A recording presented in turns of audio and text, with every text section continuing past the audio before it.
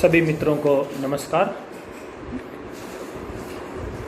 प्राकृतिक चिकित्सा के अंतर्गत जो वायु तत्व की चिकित्सा चल रही थी और उसमें टहलना यानी कि पवन स्नान, जिसके ऊपर हमने चर्चा की थी, इसी श्रृंखला में अब हम आगे बढ़ते हैं और ऐसे कौन कौन से और दूसरे आयाम हैं जिनके द्वारा हम वायु तत्व को एक चिकित्सा के रूप में काम में ले सकते हैं। उसमें आज एक हम बहुत ही अच्छे विषय के ऊपर, एक अच्छे बिंदु के ऊपर हमें चर्चा करने जा रहे हैं और वो है स्वर साधना, जिसको स्वर विज्ञान के नाम से भी जाना जाता है। यदि स्वर साधना और स्वर विज्ञान की हम बहुत ही गहराई से और बहुत डिटेल से यदि हम इसकी जानकारी प्राप्त करना चाहें तो सौरोदय नाम से जो इसकी पुस्तक है उसको हमें अवश्य पढ़ना चाहिए। जो ये स्वर विज्ञान है, हमारे भारतीय ऋषि मुनियों ने इसको जो इजाद किया है, इसका आविष्कार किया है, अपने आप में यह वास्तव में बड़ी ही साइंटिफिक एक कला है, ये एक विद्या है। ये जैसा कि इसका नाम है स्वर, हम सभी जानते हैं, हम जो श्वास प्रश्वास करते हैं नासिका के द्वारा, और नासिका के द्वारा ही हमें श्वास प्रश्वास करना भी चाहिए, क्योंकि नाक के अंदर जो झिल्ली है और बहुत सारी जो चीज़ें होती है जिसे वायु छन करके अंदर जाती है, इसलिए कभी मुंह से श्वास प्रश्वास नहीं करना चाहिए। मुंह से श्वास प्रश्वास करने से शरीर की जो शक्ति होती है वह क्षीण होती है। तो स्वर विज्ञान में जो स्वर की बात आती है और हठ योग के अंदर भी स्वर की बात आती है कि हमारी जो नाक है और इसके दोनों जो नोस्ट्रल है, यानी कि नासिका जो छिद्र है, एक है दायां और दूसरा है बायां, यानी कि बायां स्वर और दायां स्वर, जिनको हठ योग के अंतर्गत ईड़ा और पिंगला बोला जाता है। हमने इस चीज को महसूस किया है, या फिर जिन्होंने नहीं किया है वो कर भी सकते हैं, कि जो भी हमारी श्वास प्रश्वास चलती है वह दोनों नासिका छिद्र से नहीं चलती है। कभी वह लेफ्ट से तो कभी वह राइट से, यानी कभी ईड़ा स्वर से चलती है, ईड़ा नाड़ी से चलती है, या कभी वह पिंगला से चलती है। यानी कि बहुत कम या रेयर चांस होता है जब दोनों स्वर से हमारा श्वास प्रश्वास चलता है, और जब दोनों स्वर से श्वास प्रश्वास चलता है तो उसको कहा जाता है सुषुम्ना स्वर। यानी कि अब बिल्कुल बराबर, यानी कि कम ज्यादा हो, बिल्कुल बराबर यदि श्वास प्रश्वास दोनों नासिका छिद्रों से चल रहा है तो हम उसको सुषुम्ना स्वर या सुषुम्ना नाड़ी के नाम से जानते हैं। अब ये जो ईड़ा पिंगला दायां बायां, इसका क्या कोई फर्क पड़ता है? क्या फर्क पड़ता है? और यही तो स्वर विज्ञान है, और बहुत ज्यादा फर्क पड़ता है इस चीज का। सिर्फ फर्क ही नहीं पड़ता है, यदि हम प्राकृतिक चिकित्सा के अनुसार भी देखें, आयुर्वेद के अनुसार भी देखें, या योग के अनुसार भी यहाँ पर हम देखें, तो हमारे जो ये दोनों स्वर चल रहे हैं, इनका हमारे शरीर के इन पांचों तत्वों के ऊपर भी प्रभाव पड़ता है। यानी कि किस समय कौन सा स्वर चल रहा है, या हमारे शरीर में जिस समय जो तत्व है एक्टिव है और उस समय कौन सा स्वर चल रहा है, तो उसके परिणाम अलग ही होंगे। हालांकि इस विद्या को जानने के लिए हमें थोड़ी प्रैक्टिस भी करनी पड़ती है। तो इसी प्रकार आयुर्वेद के अंदर वात पित्त कफ की भी जो बात कही गई है, ये भी स्वरों के साथ में एक तरह से जुड़ी हुई चीज है। तो ये जो स्वर है ये बड़े इंपॉर्टेंट है, इनको जानना भी बहुत ही महत्वपूर्ण है, और स्वास्थ्य की दृष्टि से ये और ज्यादा महत्वपूर्ण हो जाते हैं। आपने कई बार ऐसे साधु संतों को देखा होगा, जिन लोगों को पता नहीं होता है वो शायद समझ नहीं पाते हैं, लेकिन जो साधु संत होते हैं, मान लीजिए कि कहीं पर उनको विहार करना है, कहीं उनको बाहर जाना है, या कोई ऐसा व्यक्ति आकर के बैठ गया है जिसके बारे में उनको कुछ बताना है, तो बहुत ही जो पहुंचे हुए इस प्रकार के सिद्ध पुरुष होते हैं वो अपने हाथ को यहाँ पर कर लेते हैं और वो यहाँ पर करते हैं तो उसका एक ही अर्थ होता है कि उस समय वो यह देख रहे होते हैं कि उनका कौन सा स्वर चल रहा है और उस स्वर के अनुसार ही उस समय वह उस व्यक्ति से बात करेंगे। यदि उनको अपनी कुटिया से, अपने स्थान से उनको बाहर जाना है, तब भी वो देखते हैं कि कौन सा स्वर चल रहा है। तो उस समय जो स्वर चलता है उसी पैर को श्वास भरते हुए आगे बढ़ाया जाता है। इतना ही नहीं, कहते हैं कि यदि आप सुबह उठते हैं उस समय से ही ये स्वर साधना शुरू हो जाते हैं।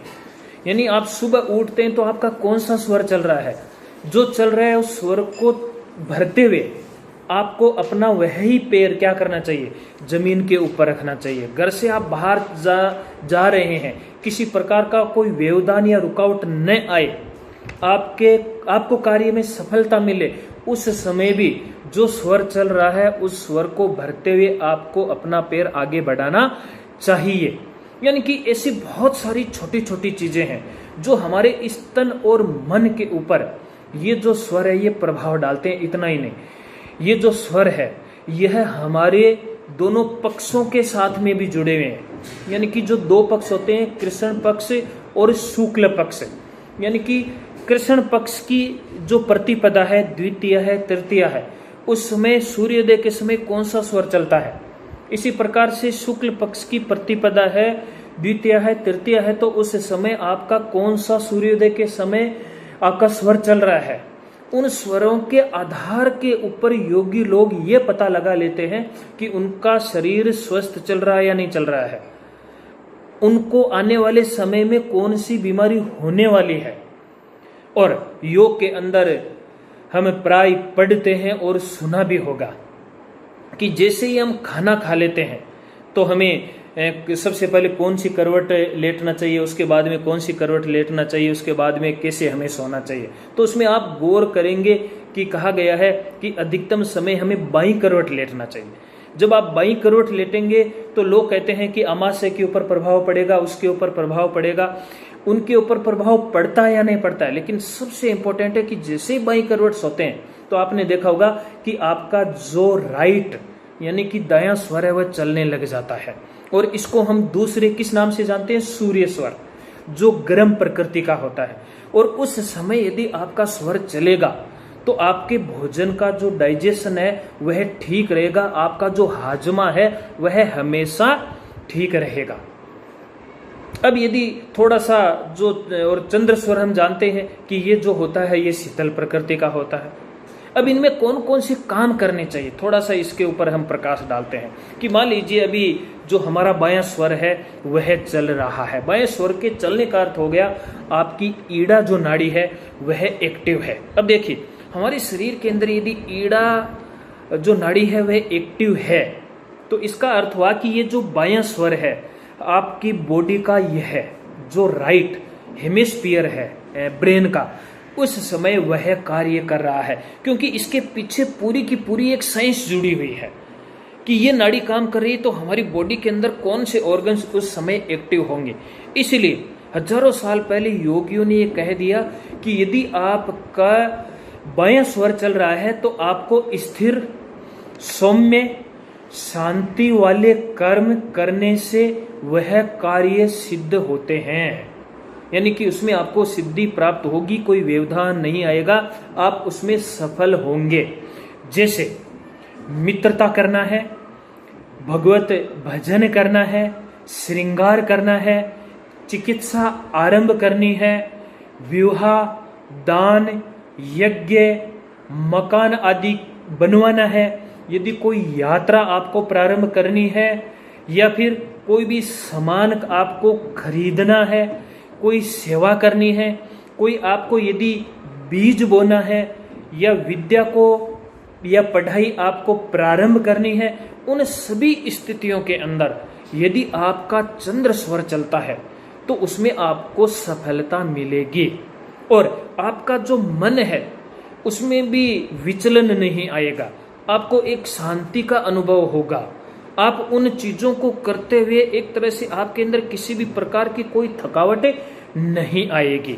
इसी प्रकार जैसे मैंने सूर्य स्वर की बात कही थी और भोजन की जो बात आई थी, हमेशा जो भोजन है वो सूर्य स्वर में करना चाहिए। और यदि आप पानी पी रहे हैं, ये एक सौम्य कार्य है, यदि आप पानी पी रहे हैं तो वह चंद्र स्वर में करना चाहिए। अब ये स्वर तो जो चलते रहते हैं, कहते हैं कि लगभग 1.5 घंटे एक स्वर चलता है, 1.5 घंटे दूसरा स्वर चलता, तो अभी हम स्वर को कैसे चेंज कर सकते हैं उसको भी मैं बताऊंगा।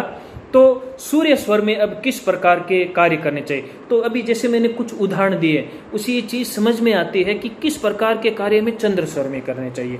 इसी प्रकार से कठिन, क्रूर और जो रुद्र कर्म होते हैं वो सूर्य स्वर में करने चाहिए। जैसे, क्योंकि इन कर्मों को सूर्य नाड़ी में यदि करेंगे तभी हमें उत्तम सिद्धि मिलेगी।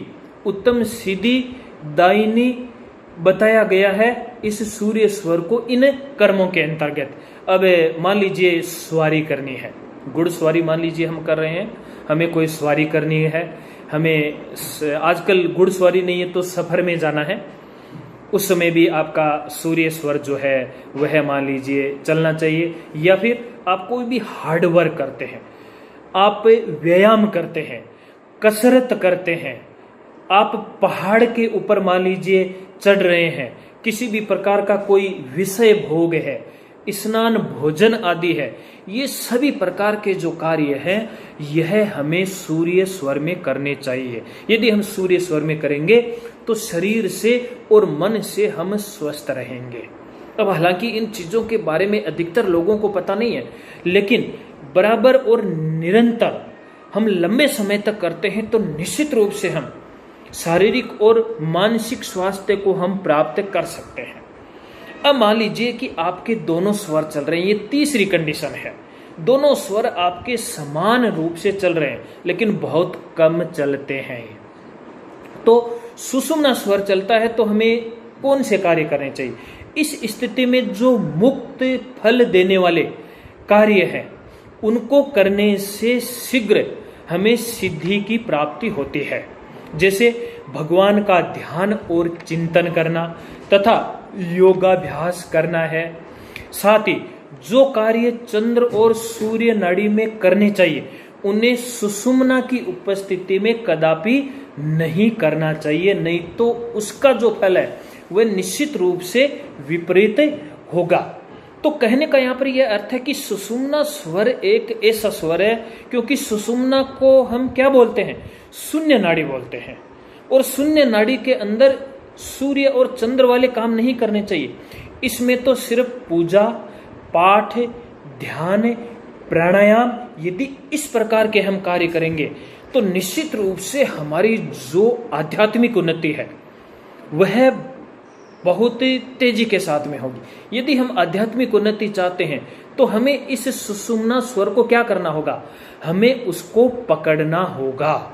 इसीलिए जब भी प्राणायाम किया जाता है तो सबसे पहले स्वर शुद्धि प्राणायाम किया जाता है। वो स्वर शुद्धि प्राणायाम और कुछ नहीं होता है, वो ये होता है कि आपका जो सुषुम्ना स्वर है वह चलने लग जाए। हठ योग में भी क्या कहा गया है? हठ योग का भी अंतिम जो ध्येय है, जो लक्ष्य है, वह यही है कि ईड़ा और पिंगला जो दोनों प्रकार की नाड़ियां हैं जो स्वतंत्र रूप में बह रही है, इस शरीर में काम कर रही है, उनको किसमें मिला दिया जाए? उनको सुषुम्ना स्वर के अंदर मिला दिया जाए। और हम सभी जानते हैं कि जहां इन तीन नाड़ियों का इस मूलाधार चक्र से वो जो निकलती है और एक एक चक्र को हम जागृत करते हुए इस आज्ञा चक्र पे हम ईड़ा, पिंगला और सुषुम्ना को वहां पर क्या कर देते हैं? उनको यहाँ पर मिला देते हैं और कहते हैं कि यहाँ पर गंगा, जमुना और सरस्वती का क्या हो जाता है? संगम हो जाता है। यह यहाँ पर संगम का बिंदु है। इसलिए बाहर कोई गंगा, जमुना, सरस्वती नहीं है, हमारे अंदर ही है। और उसी का हमें क्या करना है? संगम करना। और उसके संगम से ईश्वर तत्व की हमें क्या होगी? हमें उसकी प्राप्ति होगी। साथ ही कहा गया है कि जो सुषुम्ना स्वर है इसकी इतनी अधिक शक्ति है कि यदि सुषुम्ना स्वर आपका चल रहा है और उस समय आपने किसी व्यक्ति को आशीर्वाद दे दिया या आपके मुंह से कोई बात निकल गई है, तो कहते हैं उसको ब्रह्मा जी भी नहीं टाल सकते। वह सिद्ध होकर के ही रहेगी। इतना ही नहीं, उस समय यदि आपने किसी को श्राप भी दे दिया है, उस स्थिति के अंदर भी उस श्राप को कोई टाल नहीं सकता, वह होके ही रहेगा। इतनी शक्ति होती है इस सुषुम्ना स्वर के अंदर। अब हम ऋषि मुनियों को देखते हैं कि वो हाथ में पानी लेते हैं और कुछ बोलते हैं, और कुछ नहीं, वो उस समय अपनी सुषुम्ना स्वर को चला लेते हैं, और जैसे सुषुम्ना स्वर चलता है उस समय यदि कुछ भी बोला गया वह सत्य सिद्ध हो जाता है। इसीलिए आप किसी भी साधु संत के पास में जाते हैं तो वो जरूर चेक करते हैं कि उनके स्वर की स्थिति किस प्रकार की है, और उस स्वर की स्थिति के अनुसार ही फिर क्या होता है, वो जब बोलते हैं और उनकी बोली हुई जो बात होती है वह फलीभूत हो जाती है। तो इस प्रकार से हमारे दैनिक जीवन से जुड़े हुए जितने भी कार्य होते हैं उन सब कार्यों से यह स्वर विज्ञान जो है, यह स्वर साधना जो है, यह उससे जुड़ी हुई है। अब जहां ईड़ा और पिंगला की जो बात आई है, इसी से जुड़ी हुई जो बात है वह है प्राणायाम। यानी कि प्राण प्लस आयाम, हम किस प्रकार से हमारे इस प्राण शक्ति को विस्तारित कर सकते हैं, उसके लिए हम प्राणायाम करते हैं। और हमारे शरीर के अंदर भी 5 प्रकार की जो वायु है वह कार्य करती है। वो जो 5 प्रकार की वायु है उनका शरीर के अंदर अलग अलग स्थान है। यदि हम हमारे कंठ से ऊपर की बात करें तो वहां पर उदान प्राण या उदान वायु की बात आती है। यानी कि उदान वायु यहां से यहां तक के जितने भी प्राण है या जितने भी कार्य हैं उनको यह उदान प्राण संचालित करता है। ठीक इसी प्रकार से हमारा जो कंठ का स्थान है और जो हमारी जो ये रिब्स है और हृदय है उसके नीचे तक का जो स्थान है, यह जो बीच का भाग है इसको प्राण बोला जाता है। ये प्राण का स्थान है। इसलिए हम जो बाहर से वायु लेते हैं उसको प्राण वायु के नाम से भी हम उसको संबोधित करते हैं। तो ये दूसरा प्राण हो गया, प्राण। इसी प्रकार से हमारा जो हृदय और जो नाभि का स्थान है, इसके बीच का जो ये भाग है उसको नाम दिया गया समान प्राण। और नाभि से नीचे तक पैरों तक का जो स्थान है उसको अपान प्राण के नाम से हम जानते हैं। और जो 5वां प्राण है जिसको व्यान बोलते हैं, व्यान प्राण, ये हमारे संपूर्ण शरीर की नाड़ियों में यानी कि संपूर्ण शरीर के अंदर यह व्याप्त रहता है। शरीर के अंदर जो ब्लड का सर्कुलेशन है, पूरे शरीर में जो ये दौड़ता रहता है, उसके लिए यह व्यान प्राण उत्तरदायी होता है। तो हम कह सकते हैं कि शरीर के विभिन्न भागों में विभिन्न प्रकार की व्यान, समान, उदान, जो ये 5 प्रकार की जो वायु है ये जो दौड़ती रहती है, यदि इसके अंदर किसी भी प्रकार की कोई रुकावट आ जाती है, इम्बैलेंस इसके अंदर आ जाती है, कमी बेसी इसके अंदर हो जाती है, तो उस क्षेत्र से संबंधित क्या होगा, हमारा शरीर अस्वस्थ हो जाएगा। कोई न कोई जो बीमारी है वह प्रकट होकर के बाहर निकलनी शुरू हो जाएगी। इसलिए बहुत जरूरी है कि हम इन 5 प्राण की जो हम बात कर रहे हैं, इन 5 प्राण को हम क्या करें, हम इनको संतुलित करें। और इनको संतुलित करने के लिए जो प्राणायाम है यह एक श्रेष्ठ साधन है। हालांकि देखा जाए तो प्राण तो एक ही होता है जो इस पूरे शरीर के अंदर काम कर रहा है, लेकिन अलग अलग स्थानों पर काम के हिसाब से इनका जो फंक्शन है वो अलग अलग होने के कारण से हम इनको 5 भागों में बांट देते हैं। बाकी काम करने वाली जो ऊर्जा है, जो एनर्जी है, वह एक ही प्रकार की एनर्जी काम करती है। अब जो ये प्राणायाम हम करते हैं, इन प्राणायाम में जो मुख्य रूप से ध्यान देने वाली बातें हैं, हम सभी जानते हैं कि प्रत्येक प्राणायाम के 3 क्रम होते हैं। उनमें पूरक है, कुंभक है और रेचक है। इन सबके अनुपात का हमें ध्यान रखना चाहिए। अब कुंभक भी 2 प्रकार का हो जाता है। श्वास को यदि हम अंदर रोकते हैं तो वह आंतरिक कुंभक हो गया है, और यदि हम श्वास को बाहर रोकते हैं तो वह बाह्य कुंभक हो गया। इसी प्रकार से श्वास को लेते हैं तो वह पूरक हो गया, और यदि हम श्वास को बाहर छोड़ते हैं तो वह रेचक की बात हो गई है। तो रेचक, पूरक और कुंभक को हम क्या करें, उनको हम ध्यान में रखते हुए प्राणायाम का अभ्यास करें। और जितना अधिक हम गहरा लंबा श्वास लेंगे और उसके बाद में रोकेंगे तो उतना अधिक हमें फायदा भी मिलता है। और इसके पीछे बड़ा सरल सा विज्ञान है, क्योंकि मान लीजिए आपने इस ऑक्सीजन को अंदर लिया और रोका। रोकने से क्या होगा कि अंदर जो गैस होती है कार्बन डाइऑक्साइड और ऑक्सीजन, वह उनका आदान प्रदान होता है, गैसेज का एक्सचेंज होता है। तो जैसे आप अंदर श्वास को रोकेंगे तो एक्सचेंज होने के लिए उतना ही क्या होगा, आपको समय मिलेगा। और समय मिलने से उतनी ज्यादा आप कार्बन डाइऑक्साइड को बाहर निकाल सकेंगे और उतनी ही अधिक ऑक्सीजन को हम अंदर ग्रहण कर सकेंगे। उससे हमारे शरीर की एक एक कोशिका को ऑक्सीजन मिलेगी, और जितनी अधिक ऑक्सीजन मिलेगी उतनी ही हमारे शरीर के अंदर ऊर्जा और जो स्फूर्ति है वह बनेगी। इसलिए बहुत सारे प्रकार के जो प्राणायाम है, जैसे सूर्य भेदी प्राणायाम है, सूर्य स्वर से किया जाता है। चंद्र भेदी प्राणायाम है, चंद्र स्वर से किया जाता है।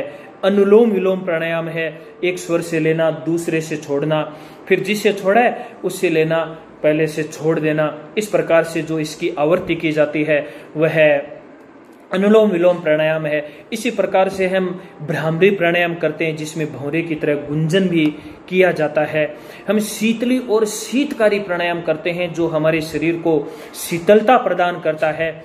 यानी कि जब हमें जीभ को कौवे की चोंच की भांति बना करके श्वास को खींचेंगे इस प्रकार से और नाक से बाहर निकालेंगे तो यह हमारा शीतली हो गया है।